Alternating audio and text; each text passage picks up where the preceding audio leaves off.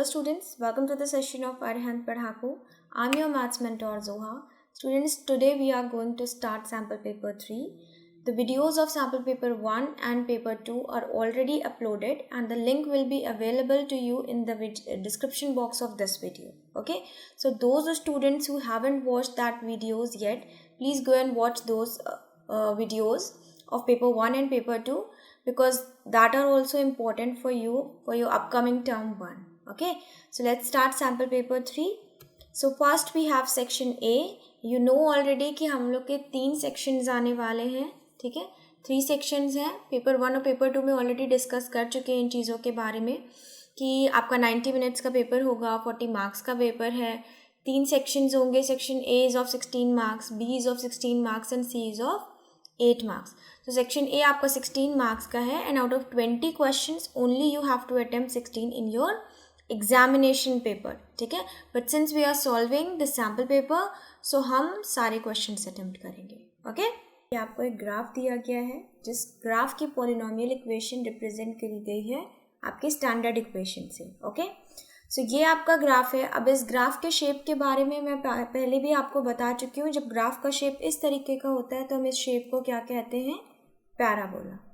Okay, now since this parabola is open upwards, ये ऊपर की तरफ खुला हुआ है, तो जब पैराबोला ओपन होता है अपवर्ड्स की तरफ तो जो एक्स स्क्वायर का कोफिशिएंट होता है, यानी कि एक्स स्क्वायर का कोफिशिएंट यहाँ पे क्या है, यहाँ पे है a, वो हमेशा ग्रेटर दैन 0 होगा.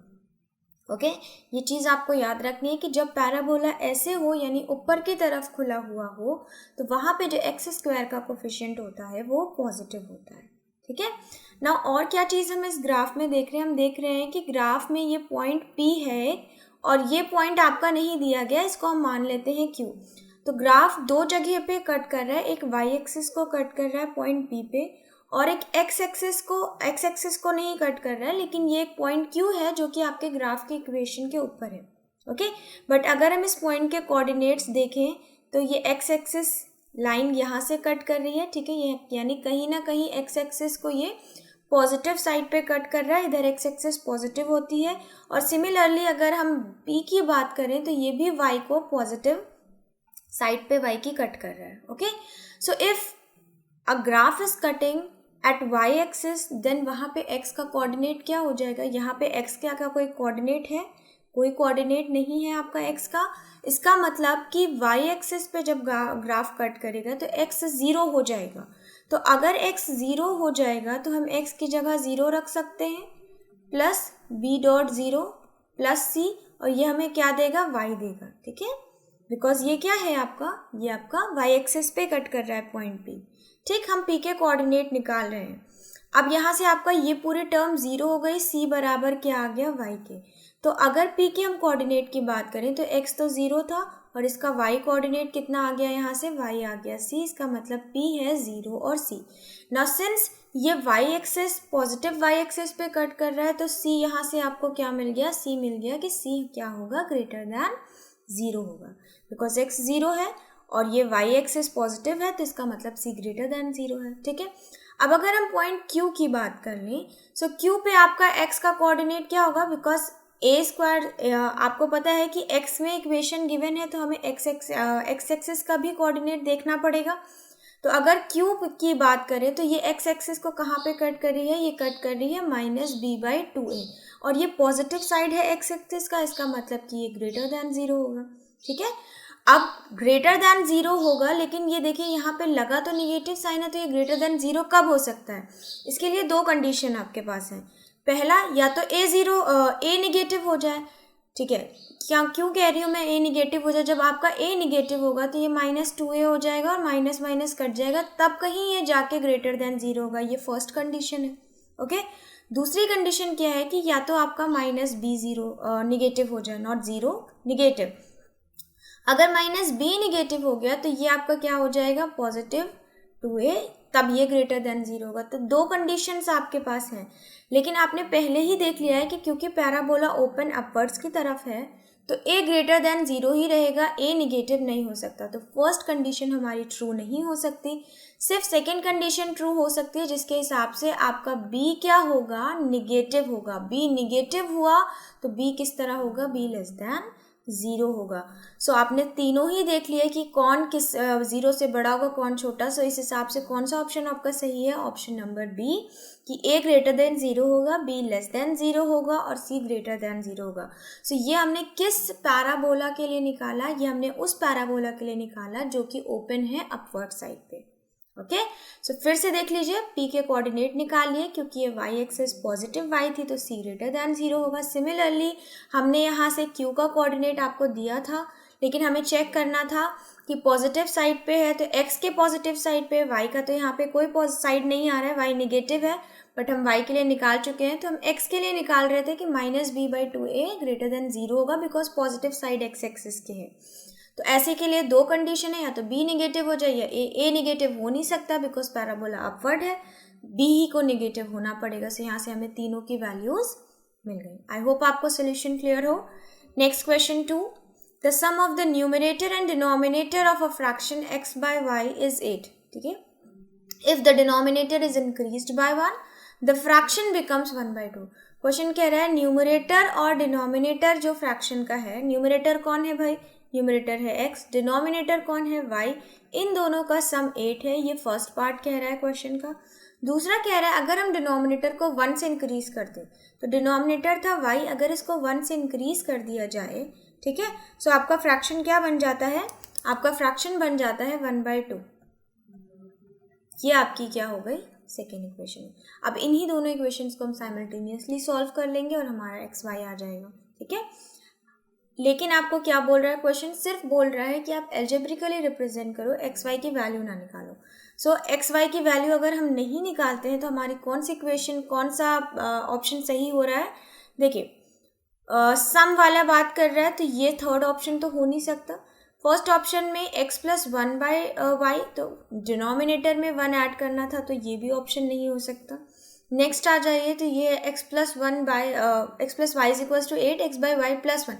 ना सी, यहाँ पे सिर्फ डिनोमिनेटर में इंक्रीज करने को बोल रहा था और ये होल फ्रैक्शन में इंक्रीज कर रहे हैं 1, so this is also wrong. So which option is right, only D option is right. Okay, next question, if tan alpha is equals to √3 and tan beta is equals to 1/√3, so alpha is greater than 0 and beta is less than 90। ये आपको दो condition दी गई कि alpha को 0 से बड़ा होना है, बीटा को 90 से छोटा होना है।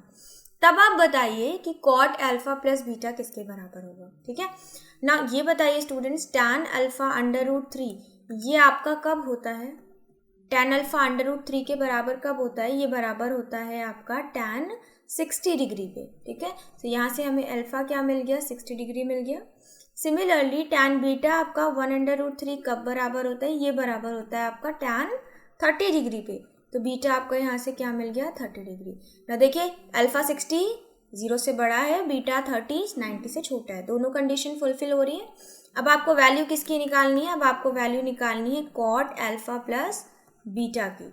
तो कॉट अल्फा प्लस बीटा क्या हो जाएगा, 60 + 30, ठीक है, 60 डिग्री प्लस 30 डिग्री यानी कि कॉट 90 डिग्री। ठीक है, अब आपको पता है कॉट 90 के लिए आपको tan 90 याद होना चाहिए, बिकॉज हम लोगों ने सिर्फ 3 से ही साइन सेक कोसेक और कॉट को याद रखा है। तो आपका tan 90 क्या होता है, नॉट डिफाइंड। ठीक, कॉट 90 क्या हो जाएगा, जस्ट tan 90 का उल्टा। तो 1/नॉट डिफाइंड क्या हो जाएगा, आपका answer 0। So which option, option number B is the right option. Okay, next question, the distance of the point -3/8 from x axis is. Question कह रहा है x एक्सिस से इस पॉइंट की डिस्टेंस क्या होगी। तो मैंने आपको बता रखा है, जब x एक्सिस से पूछे तो y कोऑर्डिनेट आंसर हो जाता है, जब y एक्सिस से पूछे तो x कोऑर्डिनेट। तो यहाँ x एक्सिस पूछा गया, इसका मतलब y जो कोऑर्डिनेट है इतनी ही दूरी पे ये आपका पॉइंट है। So which option, option number C is the right option. Next question, the decimal expansion of the rational number, this is the rational number, will terminate after how many places of decimal। so very easy question, आपको पता है denominator का आपको prime factorisation करना पड़ता है, जो कि ऑलरेडी यहाँ पे पहले से है। और इसमें आप क्या देखेंगे, इसमें आप ये देखेंगे कि किसकी पावर हाईएस्ट है, 2 की पावर या 5 की।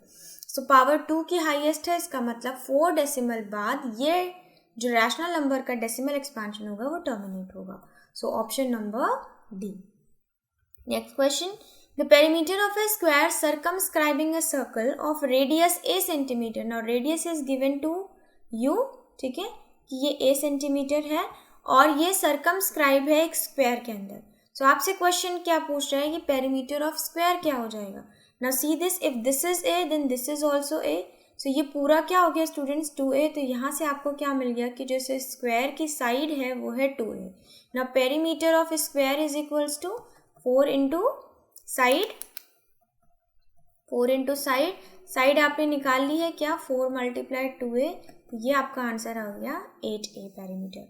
सो option number A is the right option. Next question. A box contains card from number 6 to 50. ठीक है, एक बॉक्स में कार्ड्स हैं जिसमें नंबर लिखे हुए 6 से लेकर 50 तक.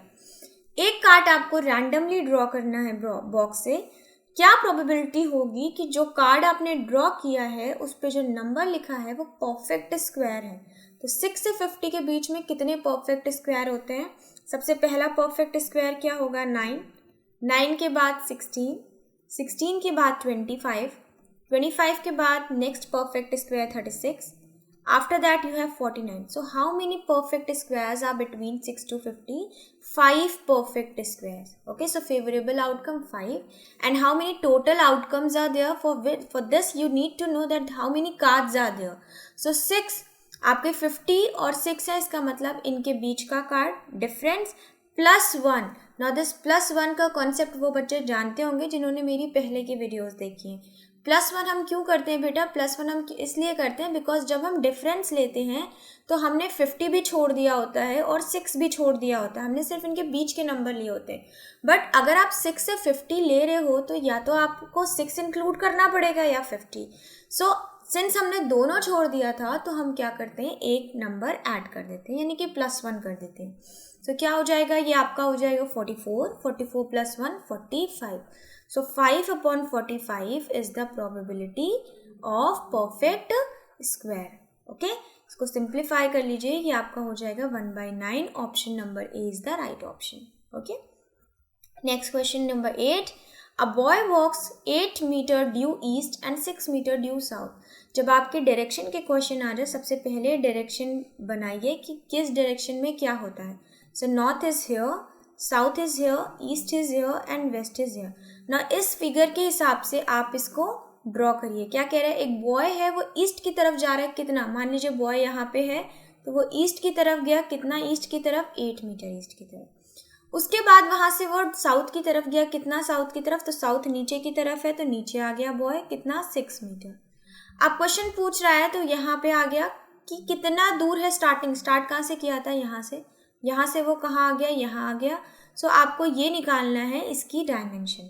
ठीक, अब आप क्या देख रहे हो, ये भाई डायरेक्शन है तो ये सारे कैसे डिग्री बनाते हैं, ये 90 डिग्री बनाते हैं तो इसका मतलब ये 90 होगा. सो ये कैसा ट्रायंगल हो गया, ये आपका राइट एंगल ट्रायंगल हो गया जिसमें आपको क्या लगा सकते हैं, जिसमें आप पाइथागोरस थ्योरम लगा सकते हैं. ठीक है, सो हम क्या करेंगे, पाइथागोरस थ्योरम लगाएंगे. ठीक, पाइथागोरस थ्योरम के हिसाब से ये आपका हाइपोटेन्यूज है. ठीक, ये आपका क्या हो जाएगा, परपेंडिकुलर. ये आपका बेस परपेंडिकुलर कुछ भी मान सकते हैं आप दोनों साइड के, बिकॉज यहाँ पे कोई एंगल का सर्टेनिटी तो है नहीं. सो आप कुछ भी मान सकते हैं. पाइथागोरस थ्योरम क्या कहती है, hypotenuse square is equals to perpendicular square plus base square. So 8 का स्क्वायर हो जाएगा 64, बेस का स्क्वायर हो जाएगा 36, ये आ गया आपका 100. सो हाइपोटेन्यूज क्या आ गया students, √100, that means 10. So which option, option number D is the right option. Okay, next question. The graph of x² + 1 = 0. सो ये इक्वेशन आपकी ग्राफ की क्या दी गई है कि x² + 1 0 के बराबर है. तो यहाँ से हमें क्या मिला, x² - 1. ना आप देख क्या रहे हो स्टूडेंट्स कि x² - 1 के बराबर है. तो अगर हम x निकालेंगे तो ये हो जाएगा √-1, और √-1 कोई रियल वैल्यू नहीं है. ठीक है, ये एक इमेजिनरी वैल्यू है. अब रियल और इमेजिनरी क्या होती है इसके बारे में डिटेल में आप अपनी नेक्स्ट क्लास में पढ़ेंगे, that is in class 11th. सो बस हम यहाँ पे क्या बोल रहे हैं, यहाँ पे हम आपको ये बता रहे हैं कि x के जो वैल्यू आएगी वो इमेजिनरी आएगी. x की कोई रियल वैल्यू नहीं होगी, that is it can not have any real value. इसकी कोई रियल वैल्यू नहीं होगी तो ना ही ये ग्राफ टच करेगा x एक्सिस को, ना ही ये ग्राफ इंटरसेक्ट करेगा. ओके, मैंने x की बात इसलिए करी बिकॉज आप देख रहे हो यहाँ पे y का कोई भी कोऑर्डिनेट नहीं है, y में ये कोई भी ये जो इक्वेशन बनी हुई है ये y से रिलेटेड नहीं है, तो यहाँ पे हम सिर्फ x की बात करेंगे तो ना ही रियल नहीं है, इसका मतलब ना ही ये कहीं पे टच करेगा ना ही ये इंटरसेक्ट करेगा। सो आपका ऑप्शन नंबर सी हो गया राइट ऑप्शन। ठीक है, next question 10, if the pair of linear equations this and this are given to you does not have a solution, इनका कोई solution नहीं है तो आप k की वैल्यू निकालिए। सो स्टूडेंट्स कोई भी solution कब नहीं होता है, तब नहीं होता है जब coefficient of x and coefficient of y के जो रेशियो हैं दोनों लाइन्स ऑफ इक्वेशन के वो एक दूसरे के बराबर हो, यानी कि हमने कब पढ़ रखा है a1 upon a2 is equals to b1 upon b2। अगर ऐसी कंडीशन है तो इस केस में इसका कोई सोल्यूशन नहीं होता है। ठीक है, तो यहाँ से आपका a क्या हो गया 3, ये क्या हो गया 6, b है आपका यहाँ पे सॉरी नॉट y, यहाँ पे b1 है आपका 1 और b2 है आपका k। ठीक है, सो ये डिवाइड हो जाएगा, 2 आ गया, सो यहाँ से k की क्या वैल्यू आ गई आपकी, k की वैल्यू आ गई 2। So option number A is the right option. Okay, next question, question 11, in triangle PQR if PS is the internal bisector of angle P, so first draw the triangle। ठीक है, PQR। ठीक है, अब PS जो है वो एक internal bisector है, ठीक, यानी कि एंगल P को ये बराबर के पार्ट्स में डिवाइड कर रहा है, अगर ये x है तो ये x है। और इस केस में हमने स्टूडेंट्स यहाँ से जैसे ही आपने ये देखा आपको तुरंत प्रॉपर्टी याद हो जानी चाहिए, हमने लास्ट सैम्पल पेपर में भी इस क्वेश्चन को देखा था कि जब ऐसा होता है अगर कोई बाइसेक्ट कर रहा है एंगल, ठीक है, तो जो लाइन बाइसेक्ट कर रही है यानी कि जो PS है वो इस QR को दो पार्ट्स में डिवाइड कर रही है, तो ये जो दोनों पार्ट्स का रेशियो होगा यानी कि QS अपॉन QR ये बराबर होगा उन दो करस्पॉन्डिंग साइड्स के जो इन दोनों एंगल को कंटेन कर रहे हैं, यानी कि PQ, ठीक है, और ratio PR। So QS ratio QR is equal to PQ ratio PR, ये ट्रायंगल की प्रॉपर्टी है। नाउ आपको कुछ डायमेंशंस गिवन है, कौन सी डायमेंशन, PQ गिवन है यानी कि 13, QS गिवन है क्या 3 प्लस x, SR गिवन है x minus 3 and PR given है 7। सो आपको प्रॉपर्टी से मैंने ये बता ही दिया कि ये आपकी इक्वेशन होती है, ठीक है, थ्योरम होती है, इक्वेशन होती है, whatever you want to say. अब जस्ट आपको यहाँ पे वैल्यू रखनी है, so 3 plus x upon x minus 3 is equals to 13/7। Now cross multiply, what you will have 21 plus 7x is equals to 13x minus 39, correct? Now take the numbers to one side and variables to one side. So जब आप इसे इधर लाएंगे तो ये हो जाएगा 21 plus 39 और ये हो जाएगा 7x माइनस का 7x प्लस 13x, करेक्ट। सो ये हो गया आपका क्या 60 और ये हो गया आपका 6x। सो यहाँ से आपको x मिल गया students 10। So which option? Option number B is the right option. Next question. Sorry. Next question question number 12. Two concentric circles form a ring. The inner and the outermost circumference of the ring is this and this respectively. Find the width and the ring. Okay. So आपके दो concentric circle हैं, ठीक है, ring के shape के। तो ये आपका एक अंदर सर्कल होता है, एक बाहर, इसी को concentric बोलते हैं। सो बाहर वाले का आपको सरकमफ्रेंस दिया है क्या 75 होल 3/7 मीटर और अंदर वाले का सरकमफ्रेंस आपको दिया है क्या 50 होल 2/7 मीटर। क्वेश्चन कह रहा है विड्थ निकालिए, तो हम विड्थ मान लेते हैं, ये विड्थ होगी आपकी W। और क्वेश्चन बोल रहा है, क्या बोल रहा है, नहीं सिर्फ विड्थ पूछिए क्वेश्चन ने। ओके, सो फर्स्ट आपको पता है कि जो विड्थ होगी, भाई ये जो चौड़ाई है ये कैसे निकलेगी, अगर हमें अंदर वाले का रेडियस पता हो और बाहर वाले का रेडियस पता हो, सो हम दोनों को सब्ट्रैक्ट कर देंगे, हमें विड्थ मिल जाएगी। ठीक है, देखिए ये यहाँ से आपका बड़ा R हो गया, ठीक है, और ये अंदर आपका छोटा R हो गया। सो अगर हम कैपिटल R से स्मॉल r को माइनस कर दें तो हमें विड्थ मिल जाएगी। ठीक है, सो इसके लिए हमें क्या पता होना चाहिए, इसके लिए हमें पहले सरकमफ्रेंस से क्या निकालना होगा, कैपिटल R और स्मॉल r। ठीक, सो बाहर वाले सरकमफ्रेंस की बात करें तो 2 pi capital R is equals to 75 whole 3/7। इसको आप क्या कर लीजिए, सॉल्व कर लीजिए, मतलब मिक्स्ड से इम्प्रॉपर में कन्वर्ट कर लीजिए। तो ये हो जाएगा आपका 8, ठीक है, 3 कैरी 7 7 49, 49 में 3 ऐड कर देंगे, ये हो जाएगा 52, यानी कि 528/7।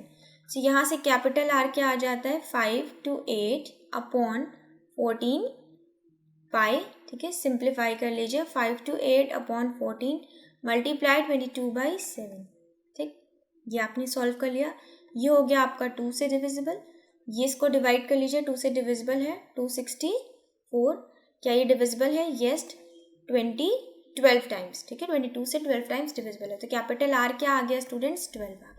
ओके, सिमिलरली हम स्मॉल आर निकाल लेंगे, तो 2 pi small r is equals to 50 whole 2/7, ठीक है, इसको आप क्या कर लीजिए इम्प्रॉपर में कन्वर्ट, तो ये हो जाएगा 352/7। स्मॉल आर क्या हो गया, 352 अपॉन 7 मल्टीप्लाई 2 पाई, सो 22/7 ऊपर चला जाएगा, ठीक है। अब ये आपका 7 से 7 डिविजिबल, इसको डिवाइड कर लीजिए 2 से, 1 7 6, ठीक है। अब क्या ये अगेन डिविजिबल है, यस, 8 टाइम्स डिविजिबल है, सो स्मॉल आर आ गया आपका 8, ठीक। तो अब हम यहाँ से निकाल लेंगे विड्थ, क्या हो जाएगी 12 - 8 यानी कि 4 metre. Okay, so option number D is the right option. Next question 13. In the given figure, line BD is parallel to CE. So this line is parallel to this line. Okay, and what else is given to you? AB and BC is given to you. That is यहाँ से यहाँ तक BC आपको given है, उसके बाद AD आपको given है, and you are asked to find out this DE, which is I am assuming as X. Okay, सो यहाँ पे अब आपका लग जाएगा कौन सा कॉन्सेप्ट स्टूडेंट, सिमिलैरिटी का concept. So if you have proven that this smaller triangle is similar to this bigger triangle, then you can apply basic proportionality theorem over here. BPT apply करने के लिए हमें ट्रायंगल्स का similar proof करना जरूरी है, but since ये आपका मल्टीपल चॉइस क्वेश्चन पेपर है, ओके, ऑब्जेक्टिव पेपर है, तो आपको प्रूफ तो वहाँ शो नहीं करना, बट आपको पता होना चाहिए कि अगर हम यहाँ बीपीटी अप्लाई कर सकते हैं तो क्या ये ट्रायंगल सिमिलर है, पहले अपने आप में ही चेक करिए कि सिमिलर है कि नहीं, देन ही अप्लाई करिएगा। ओके, अदरवाइज अगर आप नहीं प्रूफ कर पा रहे तो इसका मतलब वहाँ पे किसी और कॉन्सेप्ट का यूज होना है, ठीक है। बीपीटी ट्रायंगल सिमिलर होने पे ही लग सकती है ना। देखिए कैसे प्रूफ करेंगे सिमिलर, देखिए ये एंगल जो है वो दोनों में कॉमन है, ठीक। अब अगर ये दो लाइन्स पैरेलल दे दी गई है तो करस्पॉन्डिंग प्रॉपर्टी से ये दो एंगल बराबर होंगे, सिमिलरली ये दो एंगल भी बराबर होंगे। तो अगर एंगल किसी भी ट्रायंगल के बराबर हैं, सेम इक्वल हैं, तो फिर वो ट्रायंगल सिमिलर होते हैं। Now since these two triangles are similar, which triangle, triangle ADB is similar to triangle AEC। Okay, दोनों सिमिलर है। अब यहाँ पे बीपीटी लगा दीजिए, बीपीटी लगा देंगे तो क्या हो जाएगा, AC, ठीक है, अपॉन AB, बड़े का AC लिया है तो उसकी करस्पॉन्डिंग साइड छोटे में AB है, उसी तरीके से AE अपॉन AD, ठीक है। अब आप डायमेंशंस की वैल्यू रख दीजिए, AC क्या हो जाएगा, देखिए AC हो जाएगा 6 + 1.5, AB क्या है 1.5, AE क्या हो जाएगा x + 2 और AD आपका है 2, ठीक। अब आप इसको सॉल्व कर लीजिए, सिंप्लीफाई कर लीजिए, ये हो जाएगा 75 और नीचे 15 पॉइंट हमने इरेज कर दिया है, उसके बाद ये हो जाएगा 2 + x अपॉन 2। नाउ क्या ये डिविजिबल है, yes, how many times, 5 times divisible है। Then we will cross multiply, तो यहाँ से आपको मिला 10 is equals to 2 + x, then यहाँ से आपको x मिल गया 10 - 2, that is 8 centimetre. Option is the right option, so option number B. Next question 14. A child has a dice whose 6 faces are shown as given below. एक dice है, ठीक है, इस चाइल्ड के पास, उसके डाइस में ये 6 फेसेस पे ये नंबर्स लिखे हुए हैं।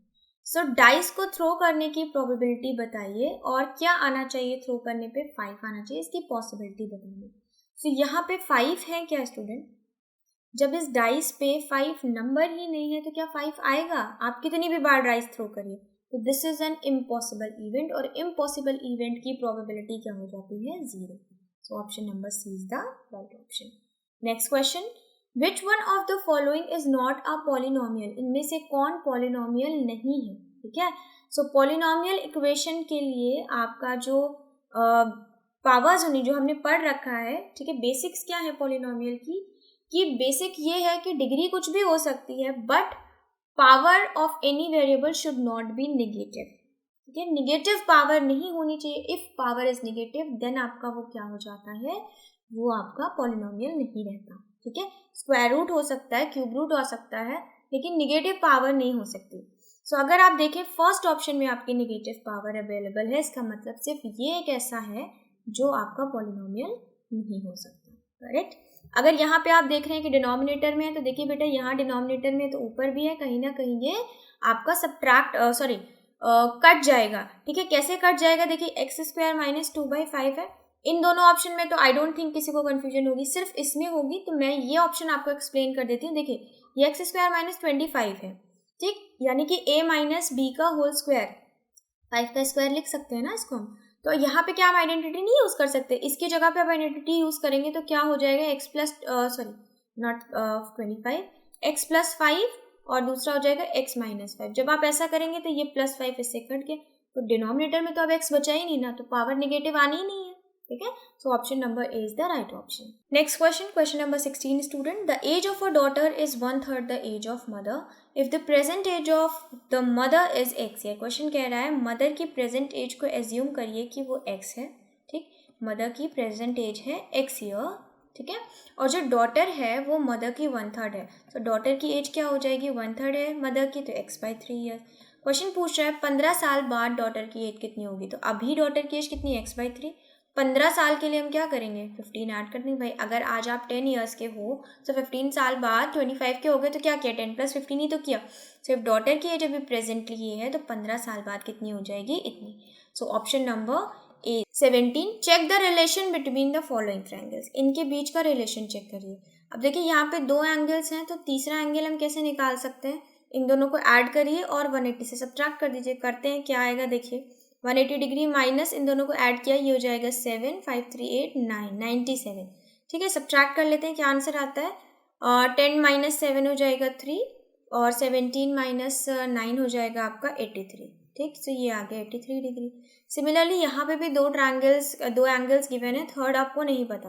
तो देखिए 58, 83 जब आप 180 से सब्ट्रैक्ट करोगे ये आ जाएगा 39 डिग्री. तो तीनों, इन दोनों ट्रायंगल्स में तीनों एंगल्स क्या हैं, सिमिलर हैं. तो इसका मतलब ये दोनों इक्वल है. तो इसका मतलब ये दोनों ट्रायंगल सिमिलर हैं. और कौन सी प्रॉपर्टी से, by the property of angle and angle. Correct. Next question. If sin x plus cosec x is equals to 2, then find the value of sin 19x plus cosec 20x. Okay? Now, आपको ऐसा नहीं करना है कि आप बैठ के यहाँ पे पावर्स निकालोगे. बहुत इजी क्वेश्चन है, देखिए कैसे करना है. सिर्फ थोड़ा सा आपको दिमाग लगाने की ज़रूरत है. देखिए कोसेक क्या होता है स्टूडेंट, साइन का उल्टा. तो हम कोसेक की जगह लिख सकते हैं 1/sin x is equals to 2. ठीक, अब आप क्या करें, इसको सिंप्लीफाई करें, एलसीएम ले लें, तो ये हो जाएगा sin स्क्वायर एक्स, ठीक है, +1 और ये हो जाएगा 2 sin x. ठीक, इसे इस साइड ले आइए, क्या हो जाएगा, sin square x minus 2 sin x +1 equals to 0. क्या आपको ये इक्वेशन sin x माइनस 1 का होल स्क्वायर की नहीं लग रही. आइडेंटिटी याद करिए, क्या होती है, a स्क्वायर. अगर हम इसको ओपन करें तो ये हो जाएगा a square b square plus का -2ab. वही इक्वेशन है जिसको हमने क्या कर दिया, कन्वर्ट कर दिया है. ओके, सो यहाँ से आपको क्या मिला, sin x minus 1 equals to 0, because both side square root कर लेंगे. sin x is equals to 1, ये आपको मिल गया. अब अगर sin x 1 है तो यहाँ पे आप रख दीजिए, तो 1 की पावर 19. ठीक, प्लस कोसेक x, भाई sin x 1 है तो कोसेक इसका उल्टा होता है, 1 का उल्टा 1 ही होगा. सो 1 की पावर 20. ठीक, सो 1 की कितनी भी पावर करिए वो आना तो 1 ही है. सो फाइनल ऑप्शन क्या है आपका, 2. Which option? Option number C is the right option. Okay, so बहुत इजी था और इस पैटर्न पे बहुत सारे क्वेश्चन बनते हैं. जब मैंने आपको ट्रिग्नोमेट्री पढ़ाया तो मैंने वहाँ पे भी आपको इस तरीके के 2 क्वेश्चंस पढ़ाए इसी पैटर्न पे बेस, तो आप उन्हें भी देख लीजिएगा. ठीक है, next question. Evaluate 8√3 cosec square 30 degree, sine 60, cos 60, cos square 45, sine 45, tan 30, cosec cube 45 degree. Such a long expression. आप क्या करेंगे, यहाँ पे कुछ नहीं करना है, बस हमें टेबल याद है तो हमें वैल्यू रखनी है और सिंप्लीफाई करना है, नथिंग एल्स. ठीक है, तो चलिए अब हम वैल्यू रखते हैं. ठीक, कोसेक स्क्वायर 30, मुझे कोसेक 30 नहीं याद, मैं कैसे याद रखती हूँ, साइन 30 मुझे याद है, क्या होता है 1/2, उसका उल्टा कर लेंगे. ठीक है, तो वो हो जाएगा कोसेक 30 2 का स्क्वायर. ओके, साइन 60 क्या होता है √3/2, ठीक है। कॉस 60 क्या होता है 1/2, ठीक। कॉस स्क्वायर 45 क्या हो जाएगा 1/√2 का whole square. Sine 45 1/√2, tan 30 1/√3 and cosec cube 45, तो कॉस सेक का उल्टा साइन का उल्टा साइन 45 होता है 1/2, ठीक है, सॉरी 1/√2 होता है, तो √2 का क्या कर कोसेक उल्टा कर देंगे तो कोसेक 45 यानी √2, और √2 का क्या कर देना है क्यूब कर देंगे, करेक्ट। चलिए अब ये हमने पूरी वैल्यूज लिख ली, अब हम इनको सिंप्लीफाई करना स्टार्ट करते हैं। तो ये हो गया 8/3, ये हो गया आपका 4, ये हो गया √3/2, दिस इज 1/2, ये हो गया 1/2, ये सॉरी जस्ट अ सेकेंड, ये हो गया आपका 1/2 मल्टीप्लाई 1/√2, ये हो गया 1/√3, ये हो गया आपका 2/2, ओके। अब जो कट सकता है ऊपर नीचे उसे सब आप काट दीजिए। √3 से ये √3 कट जाएगा, दिस √2 विल डिवाइड दिस √2, ठीक है। ये 2 आपका इस 2 को डिवाइड कर देगा, ये दोनों 2 आपके 4 को डिवाइड कर देंगे, सब कट पिट गया है, क्या बचा है आपके पास सिर्फ √3 बचा है। This is the final option, option number C, okay. Next question student, question 20, the diameter of the wheel of a bus is 1.4 metre, ठीक है। क्वेश्चन कह रहा है जो व्हील की डायमीटर है वो 1.4 मीटर है, तो यहाँ से हम क्या कह सकते हैं कि रेडियस क्या हो जाएगी 0.7 मीटर हो जाएगी, करेक्ट, ठीक है। डिवाइड कर देंगे 2 से। उसके बाद क्वेश्चन कह रहा है कि 10 रिवॉल्यूशंस में व्हील 10 रिवॉल्यूशन लगाने के लिए व्हील 5 सेकेंड्स लेती है। सो अगर 10 रिवॉल्यूशन के लिए 5 सेकेंड्स, तो 1 रिवॉल्यूशन कितने में कंप्लीट करती होगी 5/10 में, ठीक है, यानी कि 0.5 सेकेंड्स में, ओके। आगे क्वेश्चन पूछ रहा है स्पीड निकालिए, ठीक। तो आपको पता है स्पीड निकालने का फॉर्मूला क्या होता है डिस्टेंस अपॉन टाइम। तो एक रिवॉल्यूशन का टाइम तो हमें पता है, ये नोन है, बट डिस्टेंस हमें नहीं पता। तो एक रिवॉल्यूशन का डिस्टेंस अगर हम निकालना चाहते हैं तो आपको पता है कि in one revolution distance covered is equals to किसके बराबर होती है डिस्टेंस, सर्कमफ्रेंस ऑफ व्हील के बराबर, ठीक है, ये हमें पता है। तो हम यहाँ पे क्या निकाल लेंगे, यहाँ पे हम निकाल लेंगे सर्कमफ्रेंस यानी कि 2πr, ठीक है, और ये हो जाएगा 2 मल्टीप्लाई 22/7, r है आपका 7/10, ठीक है, यहाँ से 7 डिविजिबल है, ये आ गया आपका 4.4 मीटर, ठीक। चलिए अब हम डिस्टेंस निकाल लेते हैं, स्पीड निकाल लेते हैं, डिस्टेंस भी पता है, टाइम भी पता है। So in 1 revolution speed is equals to distance upon time. So ये आपका कैंसिल आउट हो गया, ठीक है। क्या बचा आपके पास 44/5 मीटर पर सेकेंड, ठीक है। अब आपसे क्वेश्चन बोल रहे हैं किलोमीटर पर आवर में निकालो। सो किलोमीटर पर आवर में निकालने के मैं आपको 2 मेथड बता रही हूँ स्टूडेंट, एक आपका बेसिक यानी कि कन्वर्ट कर देना, और दूसरा आपका सिंपल सा एक फॉर्मूला जिसे अगर आप याद कर लेते हैं तो आपको कन्वर्जन में टाइम नहीं लगेगा, ठीक है। सो 44/5, अब देखिए 44 मीटर है, तो इसको किलोमीटर में कन्वर्ट करने के लिए हमें 1000 से डिवाइड करना पड़ेगा। सिमिलरली 5 सेकेंड्स में था, तो उसको मिनट में चेंज करने के लिए पहले हमें 60 से डिवाइड करना पड़ेगा, तो डिवाइड करेंगे तो वो कहाँ चला जाएगा ऊपर, ठीक। उसके बाद उस मिनट को आवर में चेंज करने के लिए 60 से डिवाइड करना पड़ेगा, तो ये, ठीक है। इसको सॉल्व कर लीजिए, ठीक। एक तो आपका ये हो गया, चलिए सॉल्व कर लेते हैं, ये आपका कैंसिल आउट हो गया, ठीक है। यहाँ पे आपका पहले आप क्या कर लीजिए, पहले आप सबको मल्टीप्लाई कर लीजिए, तो ये हो जाएगा 264 मल्टीप्लाई 6/5 मल्टीप्लाई 10। उसके बाद ये अगेन आपका क्या हो जाएगा, समवट ये आपका आंसर आने वाला है 31.68, ठीक है, सॉल्व करने पे। अब ये तो एक मेथड हो गया, देन मैं आपको यहाँ पे एक दूसरा मेथड बताती हूँ, ठीक है, कि अगर कभी भी मीटर पर सेकेंड में स्पीड दी गई है तो उसको किलोमीटर पर आवर में चेंज करने के लिए आप सिंपली 18/5 से मल्टीप्लाई कर दें, स्पीड चेंज हो जाएगी किलोमीटर पर आवर। और इसी का उल्टा कर सकते हैं कि अगर किलोमीटर पर आवर में आपको स्पीड दे दी गई है और आपसे बोला गया है कि चेंज करिए इसको मीटर पर सेकेंड में, तो आप 5/18 से मल्टीप्लाई कर दें, वो चेंज हो जाएगी, ठीक है। चलिए जैसे इसी एग्जाम्पल में देख लेते हैं, आपकी स्पीड आई थी 44/5, ठीक है। सो हम इसको क्या कर देंगे, किलोमीटर पर आवर में करना है तो किससे मल्टीप्लाई कर दें, 18/5 से कर दें, ठीक है। क्या आ जाएगा, 18×4 से क्या हो जाता है आपका 72, 2 लिख लिया, 7 कैरी, देन अगेन 72, ये हो जाएगा 792 अपॉन 25, ठीक है। मैं यहाँ पे नॉर्मल डिवीजन नहीं करूँगी, मैं क्या करूँगी, डिनोमिनेटर और न्यूमरेटर में 4 से मल्टीप्लाई कर दिया। ऐसा करने से क्या होगा, देखिए क्या होगा, नीचे हो जाएगा आपका 100। जब नीचे आपका 10 का मल्टीपल आ जाता है तो डेसिमल लगाना बहुत ईजी हो जाता है। मल्टीप्लाई करिए, 4 2 8, 9 4 36, ठीक है, 3 कैरी, 7 4 28 + 3 31। ना यहाँ से 2 0 हट के यहाँ पे डेसिमल आ जाएगा, final answer 31.68। So I think जितना टाइम हमें इसमें लगा, जितना टाइम आप यहाँ पे लगाते हैं कैलकुलेशन करने में, हमें उससे कम टाइम यहाँ पे लगा। सो अगर आप इन 2 फॉर्मूलों को याद कर सकते हो तो that is I would suggest कि ज़्यादा बेस्ट होगा। So option number C is the right option. Okay, so students यहाँ पे हमने कंप्लीट कर लिया section A. Now we are heading towards section B and it is also of 16 marks and in this section also you have to attempt 16 questions out of 20. So the first question of section B is, if alpha and beta are the zeros of the polynomial, this is the polynomial equation given to you, then what you have to calculate, you have to calculate the value of this given expression. Okay, so first आप क्या करें, इस equation को student इस form में लिख लें, ठीक है, जैसा कि आपकी स्टैंडर्ड इक्वेशन होती है। मैंने ऐसा क्यों बोला, देखिए आपकी स्टैंडर्ड इक्वेशन में एक्स स्क्वायर के साथ कोई भी कोफिशिएंट नहीं होता है। सो यहाँ से आपको वैसे ही करना है कि एक्स के साथ कोई कोफिशिएंट ना हो, तो इसके लिए हम पूरी इक्वेशन को डिवाइड कर देंगे पी से। ये हो जाएगा q/px और ये हो जाएगा r/p।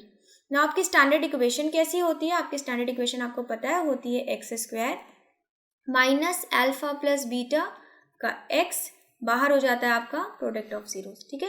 सो जब आप कंपैरिजन करेंगे इन दोनों इक्वेशंस का, तो यहाँ से आपको अल्फा प्लस बीटा क्या मिल गया, यहाँ से आपको अल्फा प्लस बीटा मिल गया q/p, वो भी नेगेटिव का, और प्रोडक्ट ऑफ जीरोस क्या मिल गया आपको r/p, ठीक है।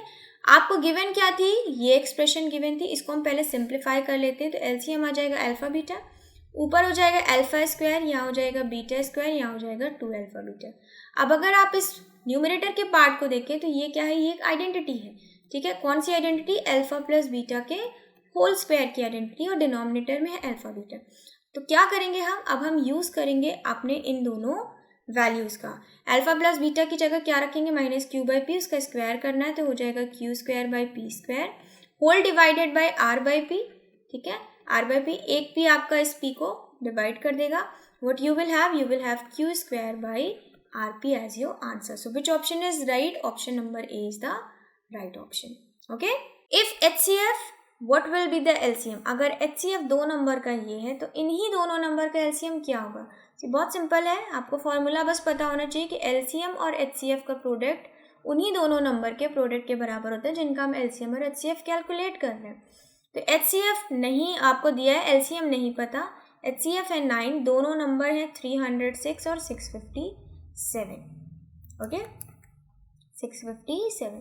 क्या डिविजिबल है कुछ, चलिए देखते हैं, ये डिवाइड कर लेते हैं 7 और 3, ठीक है। अब आप क्या कर लीजिए, मल्टीप्लाई कर लीजिए, ठीक। पहले तो हम बेसिक यूनिट वाला देख लेते हैं कि क्या यूनिट, तो यूनिट तो भैया यहाँ पे 18 आएगी, 8 आएगी, तो सब में ही 8 आ रहा है, इसका मतलब पूरा हमको मल्टीप्लाई करना पड़ेगा। चलिए पूरा मल्टीप्लाई कर लेते हैं, 306 मल्टीप्लाई 73, ये हो जाएगा आपका 9 18, ये हो जाएगा 42 21, ठीक है। 8 3 3 2 2, सो ये हो जाएगा 2 2 3 3 8। कौन सा option, option number B right option. Okay, next question 23, the area of the triangle formed by the lines this line and this line, दो लाइन है, ठीक है, और एक्स एक्सेस और ये एक्स एक्सेस। भाई क्वेश्चन बोल रहा है उस एरिया, उस ट्रायंगल का एरिया निकालो जो इन दो लाइन से बन रहा है और एक्स एक्सेस से को 3 लाइनों को मिला के बन। तो एक्स एक्सेस ये है, 2 लाइनें ये हैं, तो इसका मतलब ये ट्रायंगल जो है इसकी बात कर रहा है क्वेश्चन।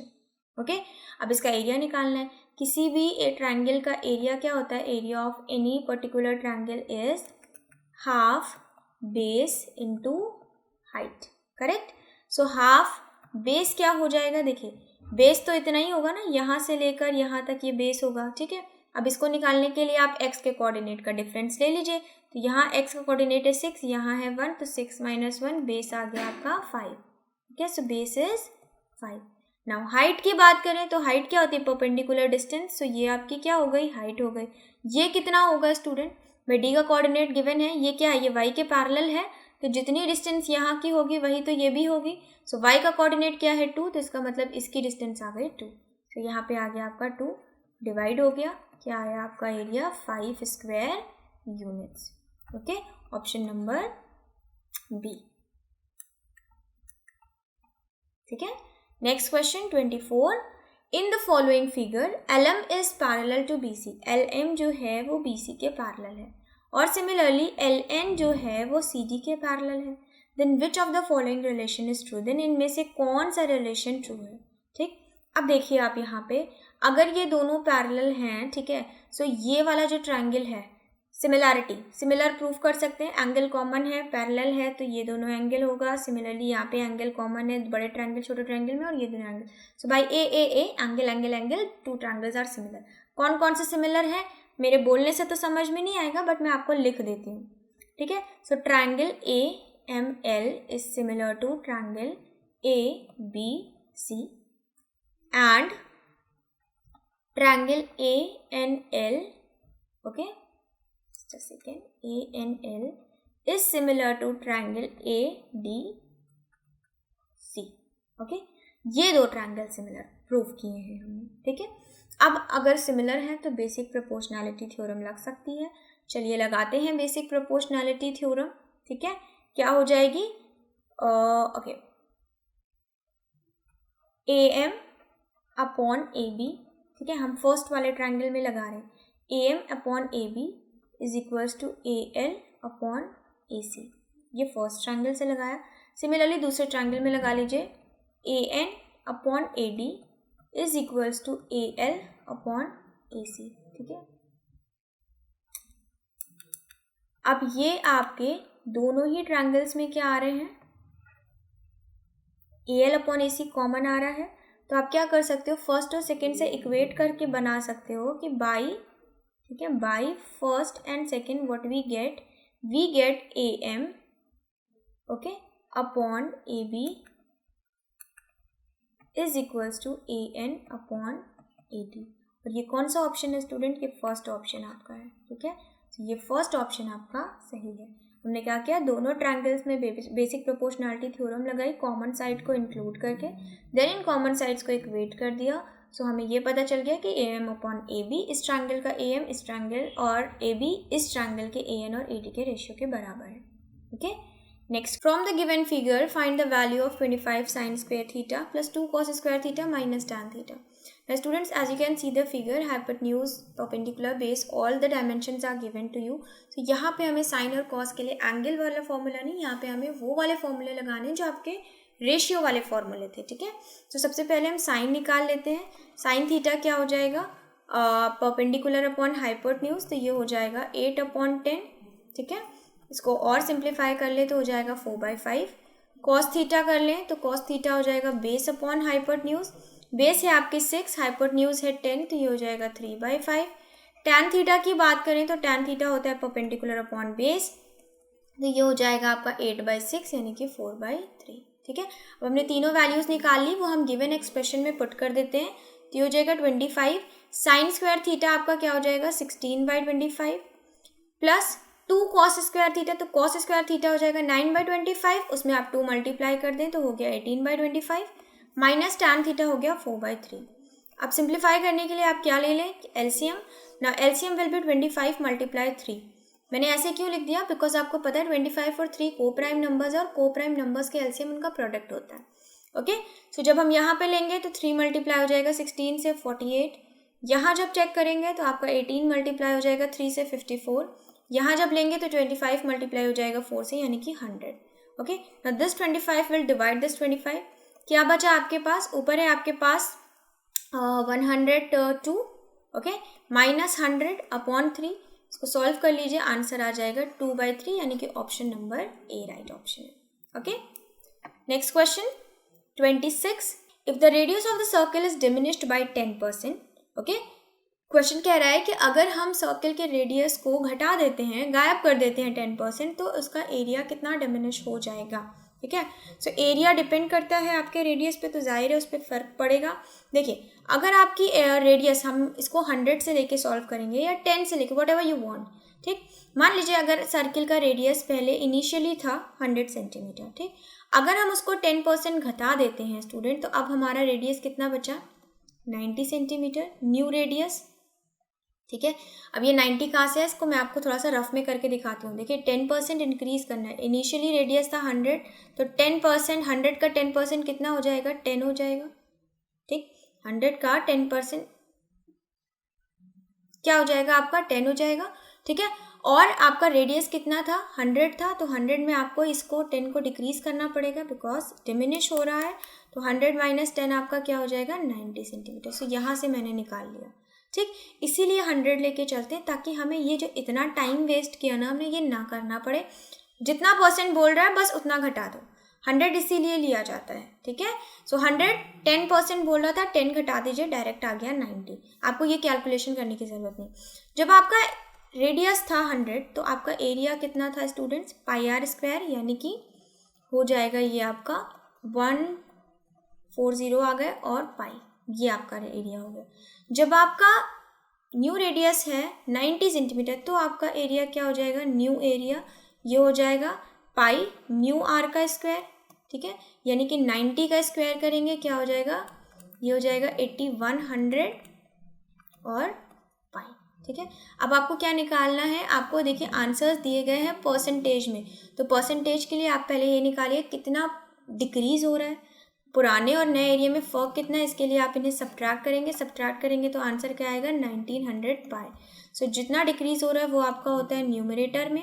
ठीक है, जो आपका ओरिजिनल एरिया था वो आपका कहाँ होगा, डिनोमिनेटर में। ओरिजिनल था आपका 10,000 पाई और इसका परसेंट निकालने के लिए आप मल्टीप्लाई कर देंगे 100 से। सो पाई से पाई कट गया, ये 2 0 से ये 100 से 100, आपका कितना परसेंट डिक्रीज हो जाएगा, नया एरिया हो जाएगा 19%।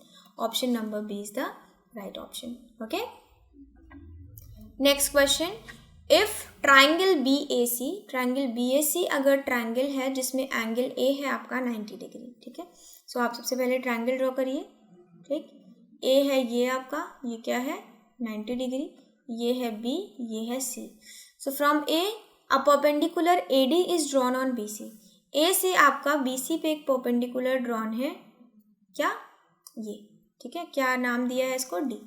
Which of one of the following is correct, question बोल रहा है कौन सा फॉलोइंग करेक्ट होगा।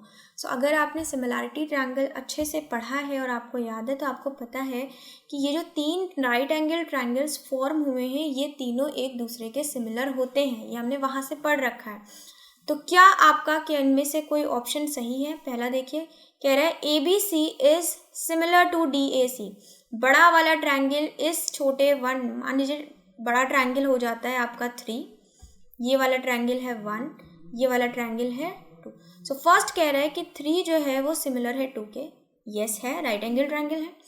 देन कह रहा है जो 2 है वो सिमिलर है फर्स्ट के, बिल्कुल है, दोनों सिमिलर है। देन कह रहा है जो 3 है वो सिमिलर है फर्स्ट के, ये भी सही है। तो इसका मतलब सारे ऑप्शंस आपके सही हैं। तो इतना याद रखिए, 3 ट्रायंगल, जब इस तरीके से 3 राइट एंगल ट्रायंगल बनते हैं तो वो आपस में सिमिलर होते हैं, ये हमारी ट्रायंगल की प्रॉपर्टी है। Okay, next question, a card is drawn from a pack of cards number 2 to 53। ठीक है, पैक ऑफ कार्ड से 2 से 53 कार्ड्स हैं, कार्ड्स पे नंबर्स लिखे हुए हैं। क्या प्रोबेबिलिटी है कि अगर हम जो कार्ड उठा रहे हैं वो प्राइम नंबर होगा, वो भी 20 से छोटा। ठीक, तो सबसे पहले आप 20 से छोटे जितने भी कार्ड्स के नंबर हैं वो उतने प्राइम नंबर ढूंढ लीजिए। पहला प्राइम नंबर हो जाएगा 2, इसके बाद हो जाएगा 3, इसके बाद 5, 7, ओके, इसके बाद आपका 11, 13, 17 के बाद 19। इतने प्राइम नंबर्स हैं 20 से छोटे, कितने हैं, 4 और 4 8, यानी कि फेवरेबल आउटकम्स कितने हो गए, 8। ठीक है, नीचे क्या लिखते हैं, टोटल आउटकम्स। टोटल कितने आउटकम्स होंगे, देखिए 53 - 2 + 1। अब ये +1 का कॉन्सेप्ट मैं बता चुकी हूँ, दोबारा नहीं बताएंगे। सो ये आपके कितने कार्ड्स हो गए, 52। सो नीचे आपका आ गया 52। क्या ये डिविजिबल है, 4 से डिविजिबल है, 4 to 8, ये हो जाएगा 13। So which option is right, first option is right, 2/13। Okay, next question 29, के की कौन सी वैल्यू पे ये पॉलिनोमियल इक्वेशन आपका 0 देगी -4। ठीक है, तो अब आपको पहले ही पता है कि इस -0 देगी -4 पे, इसका मतलब x की वैल्यू है -4 और -4 रखने पे ये इक्वेशन 0 हो जाएगी। ठीक है, 0 ऑफ द पॉलिनोमियल दिया हुआ है, सो x की जगह पे -4 रखेंगे। ठीक है, तो ये हो जाएगा -, +4, -2 के +2 = 0। ठीक है, यही क्वेश्चन कह रहा है, इसको सॉल्व कर लीजिए। ये होगा 16 + 4 - 2k -2 = 0। यहाँ से आपका क्या है, 16 + 4 20, 20 - 2 18 = 2k। सो k यहाँ पे आ गया 9। So option number C is the right option, यानी कि k 9 रखने पे ये polynomial equation zero of the polynomial क्या देगी, -4। Next question, the probability of passing a certain test is x/24। ठीक है, किसी भी टेस्ट को पास करने की प्रोबेबिलिटी दी गई है x/24। If the probability of not passing is 7/8 then x is equal to, question कह रहा है अगर ना पास होने की प्रोबेबिलिटी क्या होगी, 7/8। तो देखिए, किसी भी पॉसिबल इवेंट की जो प्रोबेबिलिटी अगर आपको दिया गया है, मान लीजिए फॉर एग्जांपल किसी की प्रोबेबिलिटी दी गई है 0.3, ठीक, ये होने की प्रोबेबिलिटी है। ठीक है, सो ना होने की प्रोबेबिलिटी निकालने के लिए हम क्या करते हैं, 1 से माइनस कर देंगे 0.3 को। ठीक, ये ना होने की प्रोबेबिलिटी, ऐसा क्यों करते हैं, बिकॉज मैक्सिमम किसी भी इवेंट की जो प्रोबेबिलिटी जा सकती है वो 1 जा सकती है। कंप्लीट प्रोबेबिलिटी यानी कि अगर पूरे श्योर चांसेस हैं, जैसे सुबह सूरज निकलेगा, ये एक श्योर चीज़ है, तो ये आपकी इसकी प्रोबेबिलिटी हमेशा 1 होगी, 1 से छोटी भी नहीं होगी, बड़ी तो हो ही नहीं सकती।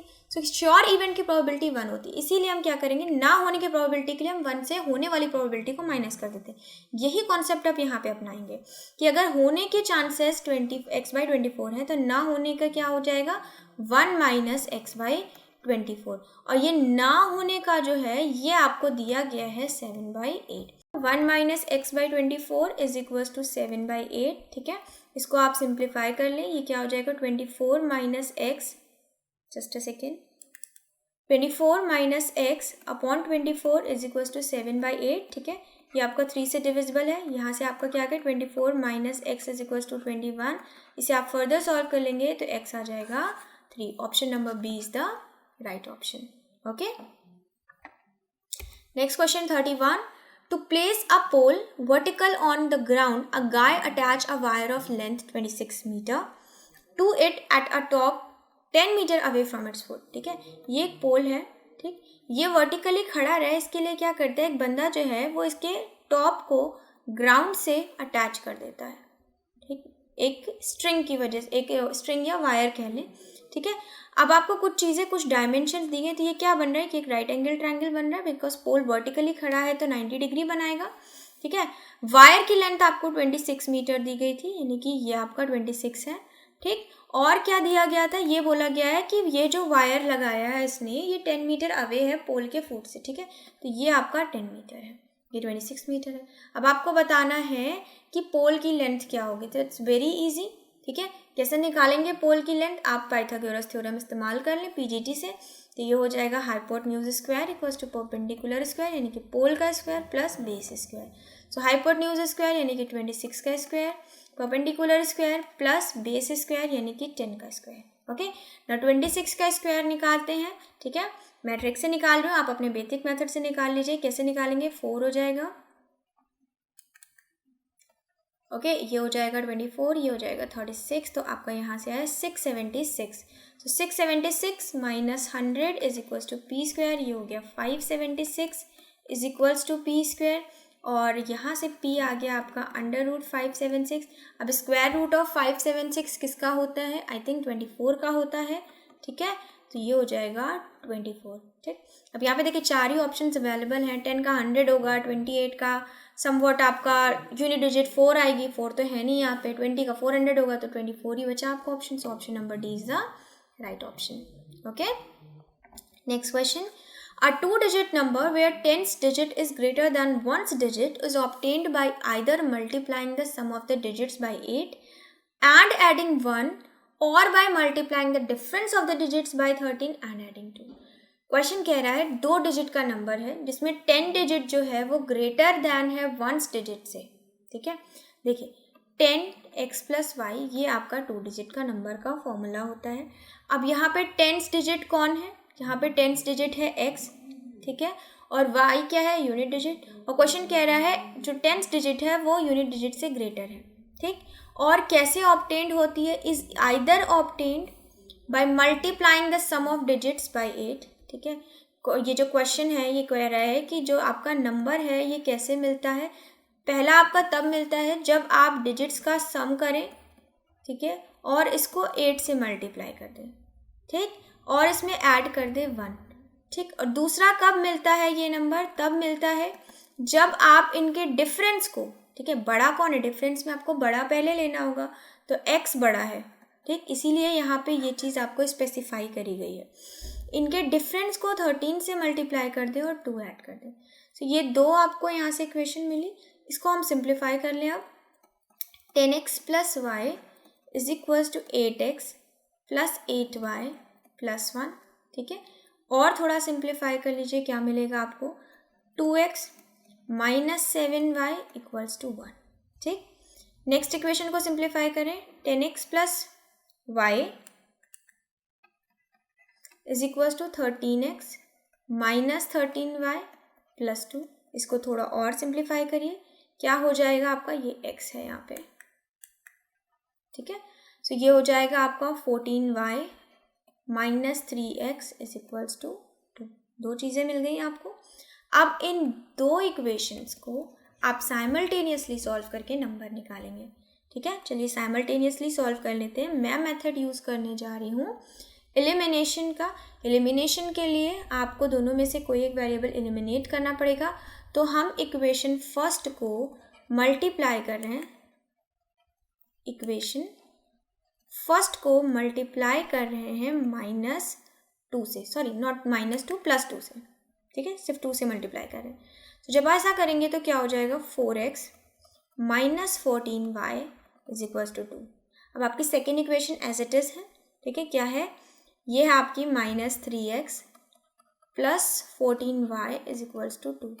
दोनों को ऐड कर दें, 14y 41 एलिमिनेट हो गया, यहाँ आपका बचा x, ये आपका बचा 4, x क्या आ गया? 4। सिमिलरली आप क्या निकाल लें? In putting in equation first, put कर दीजिए इक्वेशन फर्स्ट में, तो आपका क्या आ जाएगा? y आ जाएगा, यानी कि 8 माइनस 7y इक्वल्स टू 1। यहाँ से आपका क्या आया? -7y equals to -7, y is equals to 1, ठीक है। x 4 है, y 1 है, तो नंबर क्या हो गया? 10 मल्टीप्लाई 4 प्लस 1 यानी कि 41, option number C. I hope आपको समझ में आ गया होगा। Next question 33। Two players, Sania and Deepika, play a tennis match. If the probability of Sania winning the match is 0.68, then the probability of Deepika winning the match. अगर सानिया के match को win करने की जो प्रोबेबिलिटी है वो इतनी है, तो क्या प्रोबेबिलिटी है कि दीपिका मैच विन करे? तो सानिया की प्रोबेबिलिटी 0.6 है। दीपिका, जब सानिया विन करेगी तो दीपिका लूज़ करेगी, और जब दीपिका लूज़ करेगी तो तभी सानिया विन करेगी। तो दोनों की प्रोबेबिलिटी एक दूसरे के अपोजिट है, और आपको पता है होने ना होने के लिए हम क्या करते हैं? 1 से माइनस। तो हम क्या कर देंगे? 1 से माइनस कर देंगे 0.68 को, ठीक। यहाँ से आपका आंसर आ गया 0.32। So option number A, okay. So Deepika की जीतने की प्रोबेबिलिटी क्या है? 0.32।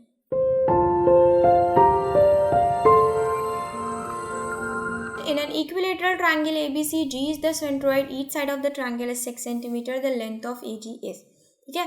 क्वेश्चन कह रहा है कि एक इक्विलेटरल ट्रायंगल है, ठीक है, ABC, और G इसका सेंट्रॉइड है। स्टूडेंट, सेंट्रॉइड कब बनता है? जब तीनों मीडियन एक दूसरे को इंटरसेक्ट करते हैं। मीडियन क्या होती है? जब किसी वर्टेक्स से लाइन ड्रॉ करें अपोजिट साइड पे और वो उसको इक्वल पार्ट्स में डिवाइड कर दे, यानी कि अगर ये पूरी 6 थी तो ये 3 हो जाएगा, ये 3। इसी तरीके से इसका मीडियन, ठीक है, ये हो जाएगा 3 3, ठीक। इसी तरीके से इसका मीडियन, ये भी हो जाएगा 3 3। तो जहाँ पे ये तीनों मीडियंस इंटरसेक्ट कर रहे हैं, ये आपका सेंट्रॉइड है। और इक्विलेटरल ट्रायंगल में दो बातें आपको ध्यान रखनी है कि इक्विलेटरल ट्रायंगल में, सिर्फ इक्विलेटरल ट्रायंगल की बात कर रहे हैं, इक्विलेटरल ट्रायंगल में आपकी जो मीडियन की लेंथ होती है वो होती है √3/2 साइड, ठीक है। और जो आपका रेशियो होता है सेंट्रॉइड का, ठीक है, मीडियन और मीडियन सेंट्रॉइड की वजह से जो रेशियो बनता है मीडियन का, ठीक है, यानी कि जैसे यहाँ पे हम ले लें वो AG रेशियो, इसको D कोऑर्डिनेट मान लीजिए, AG रेशियो जो GD होता है वो हमेशा 2:1 होगा, ठीक है। यानी कि जो छोटा वाला पार्ट बचेगा उसका रेशियो 1 होगा, जो बड़ा होगा वो जस्ट उसका डबल होगा, ऐसे ही बनता है, ठीक। इन्हीं दो चीज़ों का इस्तेमाल करके हम क्वेश्चन को सॉल्व करें। साइड आपको गिवन है तो √3/2 क्या हो जाएगा? मल्टीप्लाई हो जाएगा किससे? 6 से, तो ये आपका आ गया 3√3। Now ratio is given to you, ठीक है। AG प्लस GD अगर हम कर दें, AG और GD को ऐड कर दें तो हमें क्या मिल रहा है, AD मिल रहा है। और AD क्या है, एक मीडियन है, तो मीडियन की लंबाई हमें 3√3 पता है। AG और GD रेशियो में है तो हम इनको मान लेते हैं x, तो ये हो जाएगा 2x प्लस x, तो ये हो गया आपका 3x इज इक्वल्स टू 3√3। तो यहाँ से x आ गया आपका √3। अब आपसे क्या उसने लेंथ किसकी पूछी है, AG की। AG कितना है आपका, AG है आपका 2, तो 2x क्या हो जाएगा, 2√3, यानी कि ऑप्शन नंबर सी आपका राइट ऑप्शन है। Okay, next question 35।